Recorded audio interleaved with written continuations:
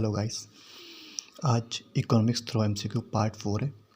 ठीक है, तो स्टार्ट करते हैं। आई होप आज के क्वेश्चन भी आपको अच्छे लगेंगे और आप चैनल को लाइक शेयर कमेंट और सब्सक्राइब करेंगे। पहला क्वेश्चन है हमारा, ब्रेक इवन पॉइंट क्या है।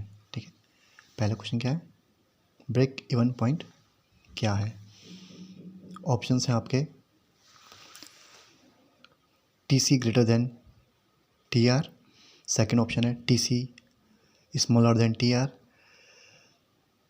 थर्ड ऑप्शन है TC equal to TR and fourth option है TC not equal to TR. देखो यहाँ पे टीसी और टीआर है क्या, पहले बता दूँ आपको। टीसी मतलब है आपका टोटल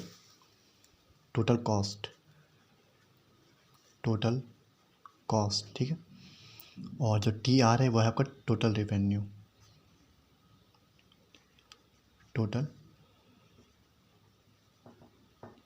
ठीक है, और यानी कि कुल कीमत और कुल राजस्व या जिससे आप जो उससे प्राप्त हुआ आपको।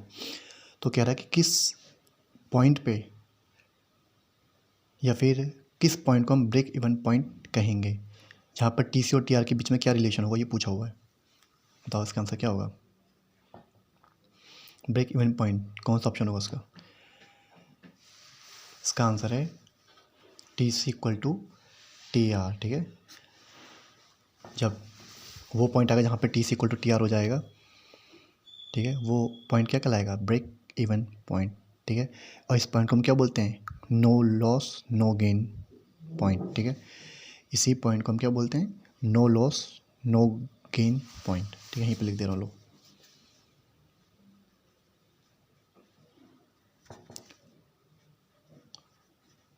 No loss no gain point भी बोलते हैं इसी को। ठीक है, ध्यान देना। आगे चलते हैं अब हमारा question number second. Supply creates its own demand, यानी कि आपूर्ति स्वयं अपनी मांग निर्मित करती है। किसने कहा था ये। ठीक है,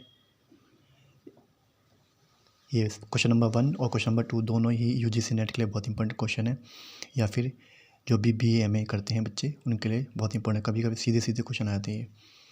ठीक है, एसएससी में भी आ सकते हैं कभी कभी सीधे, बैंकिंग में तो आएंगे ही आएंगे। खैर, supply create its own demand, आपूर्ति स्वयं अपनी मांग निर्मित करती है, किसने कहा था ये, बताओ। पहला ऑप्शन है जेम किंग्स, दूसरा है मार्शल, तीसरा है जेबी से और फोर्थ है Hicks. Supply creates its own demand किसने कहा है, ये कहा है आपका ऑप्शन नंबर थर्ड, जेबी से ने। ठीक, क्वेश्चन नंबर थर्ड देखो अब, गिनी गुणांक का संबंध किससे है। ठीक है, इंग्लिश में उसको बोलते हैं गिनी कोफिशिएंट। ठीक, तो गिनी कोफिशिएंट का संबंध किससे है बताना आपको। पहला गरीबी, दूसरा रोजगार, तीसरा आपूर्ति और चौथा असमानता। बताओ।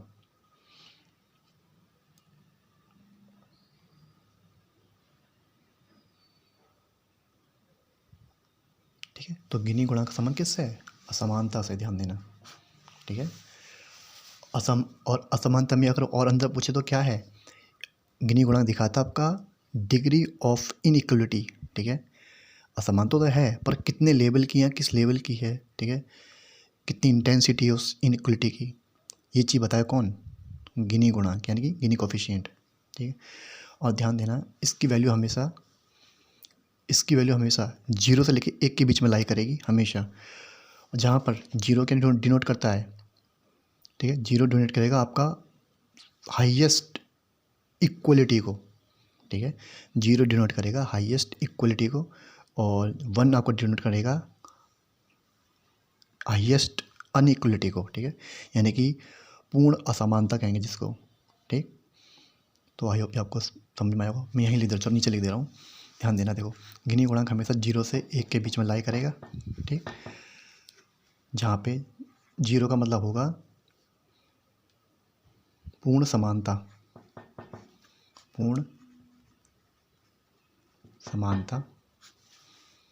ठीक, और एक का मतलब होगा पूर्ण असमानता, ठीक है।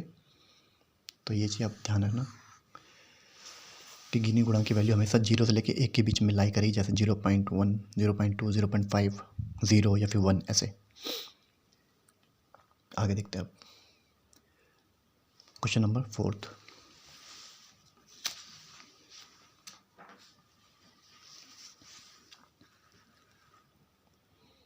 ठीक है, क्वेश्चन नंबर 4 से देखो, ये रहा आपका, राष्ट्रीय आय का सर्वप्रथम अनुमान किसने लगाया। ठीक है, आसान क्वेश्चन है, अच्छा भी क्वेश्चन है और आता भी है। राष्ट्रीय आय का सर्वप्रथम अनुमान किसने लगाया। ठीक है, पहला ऑप्शन है दांडेकर जी ने, दूसरा है रघुराम राजन द्वारा, तीसरा है दादा भाई नौरोजी द्वारा और चौथा है पीसी महानोबिस द्वारा। राष्ट्रीय आय का सर्वप्रथम अनुमान किसने लगाया। तो इसका आंसर क्या है, इसका आंसर है दादा भाई नौरोजी। ठीक है, ध्यान रखना, अच्छा क्वेश्चन आता है बार बार। और इससे इस क्वेश्चन जुड़ी एक बात और है कि 1868 में दादा भाई नौरोजी ने अपनी book poverty and un British rule in India में, ठीक है, इस चीज़ का पहली बार जिक्र किया था। ठीक है, फिर से बता रहा हूँ, दादा भाई नौरोजी ने 1868 में अपनी एक किताब आई थी उनकी, poverty and un British rule in India में राष्ट्रीय आय को लेकर सबसे पहले जिक्र किया था। ठीक है,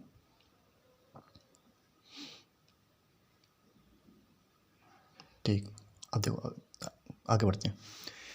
क्वेश्चन नंबर 5, राष्ट्रीय आय की गणना में किस विधि का प्रयोग नहीं किया जाता। ठीक है, राष्ट्रीय आय का टॉपिक आप सब जानते हैं कितना इम्पोर्टेंट है, यूपीएससी तक में ये राष्ट्रीय आय का टॉपिक शामिल है। ठीक है, तो फिर तो यूजीसी नेट हो चाहे एमए बीए हो, फिर इसमें भी यूजफुल होगा ही होगा। राष्ट्रीय आय की गणना में किस विधि का प्रयोग नहीं किया जाता। ऑप्शन पहला आय विधि, दूसरा व्यय विधि, तीसरा उत्पादन विधि, चौथा प्रति व्यक्ति आय गणना विधि। बताओ, अच्छा क्वेश्चन है ये। इसका आंसर होगा 4th। ठीक है, प्रति व्यक्ति आय गणना विधि का प्रयोग नहीं करते हैं। राष्ट्रीय आय को मापने में या राष्ट्रीय आय की गणना में केवल 3 विधि का उपयोग होता है। उसमें सबसे पहला है इनकम मेथड, दूसरा है एक्सपेंडिचर मेथड और तीसरा है प्रोडक्शन मेथड। ठीक है, आय विधि, व्यय विधि और उत्पादन विधि, ये 3 विधि हैं जिसके द्वारा हम राष्ट्रीय आय की गणना करते हैं। क्वेश्चन नंबर 6 इंपॉर्टेंट है, एसएससी बैंकिंग का फेवरेट क्वेश्चन है। ठीक है, एमए बीए के सिलेबस में साफ साफ लिखा रहता है ये टॉपिक। ठीक, देखते हैं, गिफिन गुड्स कौन सी होती हैं। ठीक है, तो बहुत सारे टाइप के गुड्स होते हैं, तो उसमें एक है गिफिन गुड्स। गुड्स मतलब क्या, वस्तुएं। ठीक है, तो पूछ रहा है गिफिन वस्तुएं कौन सी होती हैं। पहला ऑप्शन है वह वस्तु जिनकी मांग में कमी से कीमत बढ़ जाती है, दूसरा जिनकी कीमत कम होने से मांग में बढ़ोतरी हो, तीसरा ऐसी वस्तु जिसकी कीमत बढ़ते ही मांग में भी बढ़ोतरी हो, चौथा इन वस्तुओं का मांग से कोई संबंध नहीं होता। ठीक है, अच्छे क्वेश्चन है और अच्छे इसके ऑप्शंस हैं। ठीक है, फंस सकते हो आप लोग, तो ध्यान से पढ़ना है या फिर मार्क करना है। क्वेश्चन पूछा गिफिन गुड्स कैसी वस्तुएं होती हैं, सोचो।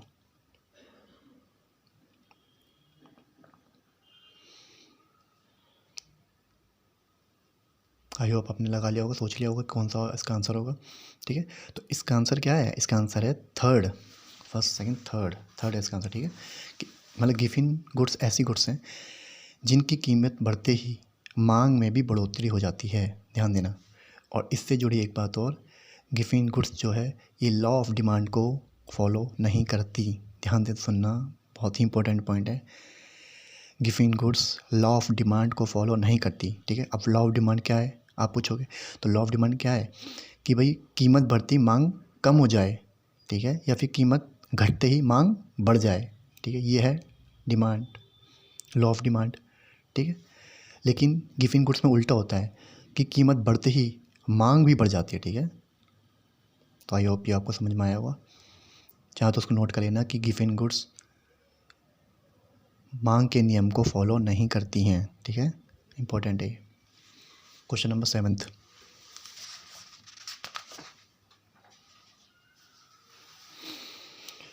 ठीक है, क्वेश्चन नंबर 7 स्टार्ट करते हैं। राजकोषीय घाटे की अवधारणा किसने प्रस्तुत की? ठीक है, राजकोषीय घाटा मतलब फिस्कल डेफिसिट, ठीक है, इंग्लिश में बोलते हैं उसको फिस्कल डेफिसिट की अवधारणा किसने प्रस्तुत की? पहला आर राजन समिति द्वारा, दूसरा चलैया समिति द्वारा, तीसरा सुखमोय चक्रवर्ती समिति और चौथा एस एस तारापोर समिति।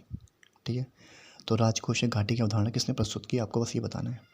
ऑप्शंस आपके सामने ये रहे।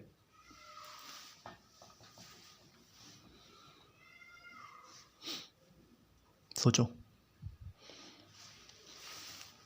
इसका आंसर क्या है? इसका आंसर है आपका थर्ड। अच्छा क्वेश्चन है, बहुत इंपॉर्टेंट क्वेश्चन है, आता रहता है भाई।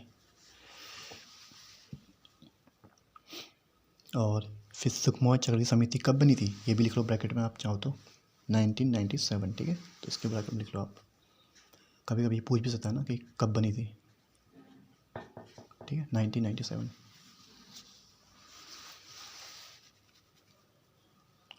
चलो क्वेश्चन नंबर 8, आरटीजीएस का संबंध किस क्षेत्र से है?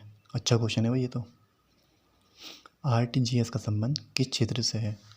ठीक है, तो पहले मैं आरटीजीएस की फुल फॉर्म बता देता हूँ ताकि आपको थोड़ा सा इजी हो जाए। आरटीजीएस की फुल फॉर्म आप चाहो तो लिख लो, रियल टाइम ग्रॉस सेटलमेंट। ठीक है, रियल टाइम ग्रॉस सेटलमेंट। ठीक है, अभी मैं लिख दूंगा, पहले मैं इसका आंसर बता देता हूँ। ऑप्शन से पहले सुन लो, रेलवे विभाग, दूसरा बीमा क्षेत्र, तीसरा ई पेमेंट सिस्टम, चौथा इनकम टैक्स या फिर आयकर। बताओ आरटीजीएस का संबंध किससे है?